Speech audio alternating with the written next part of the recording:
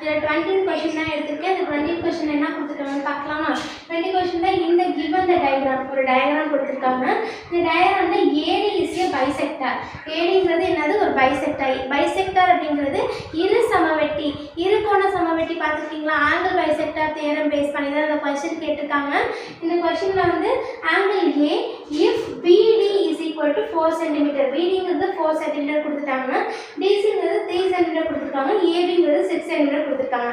அப்போ நமக்கு என்ன கண்டுபிடிக்கணும்? ஏசி தான் கண்டுபிடிக்கணும். ஆங்கிள் பைசெக்டார் தியரத்தில் நம்ம ஒரு ஃபார்முலா படி பார்த்துப்போமா? என்ன கொடுத்துருக்காங்க? BD divided by DC is equal to AB by AC. ஓகேவா? இதை வச்சு தான் நம்ம என்ன பண்ணுவோம்? இதை நம்ம கண்டுபிடிப்போம், ஃபைண்ட் அவுட் பண்ணுவோம். அப்போ பிடிங்கிறது நமக்கு என்ன கொடுத்துருக்காங்க? வேல்யூ 4 சென்டிமீட்டர் கொடுத்துருக்காங்களா? டிசிங்கிறது 3 சென்டிமீட்டர் கொடுத்துருக்காங்க. நெக்ஸ்ட் ஏபிங்கிறது 6 சென்டிமீட்டர் கொடுத்துருக்காங்க. ஏசி நமக்கு தெரியுமா? தெரியாது. ஓகேவா? அதை நான் என்ன எடுத்துக்கிறேன்? எக்ஸ்ன்னு எடுத்துக்கிறேன். ஓகேவா? எந்த ஒரு வேல்யூ நமக்கு தெரியலனாலும் எக்ஸ் எடுத்துக்கலாம், ஏ எடுத்துக்கலாம். ஓகேவா? ஏதாவது ஒரு வேரியபிள் நம்ம சூஸ் பண்ணிக்கலாம். அப்போ 4x இருக்கா? அப்போ நம்ம என்ன பண்ணிக்கலாம்? இதை கிராஸ் மல்டிப்ளை பண்ணிக்கலாமா?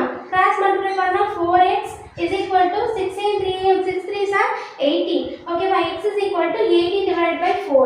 ஓகேவா? ஏன் divided by 4 வந்திருக்கு? இங்கே 4ங்கிறது மல்டிப்ளைல இருக்கு. அப்போ 18ங்கிறது இந்த இடத்துல ஈக்குவலுக்கு அப்புறம் இருக்குதா? அப்போ 4 வந்து நான் ஈக்குவலுக்கு அப்புறம் கொண்டு வரணும்னா மல்டிப்ளை இருக்கும்போது எப்பொழுதுமே கீழே தான் வரும், டிவைடட் தான் வரும். சரியா? ஆடாக வராது. இப்போ டிவைடடாக போட்டுக்கலாமா? டிவைடடாக இப்போ 4 வந்து 18ஆல் மல்டிப்ளை பண்ணால் நமக்கு என்ன கிடைக்கும்னா 4.5. சரியா? அப்போ 4 4 4s are 16 கிடைக்கும்.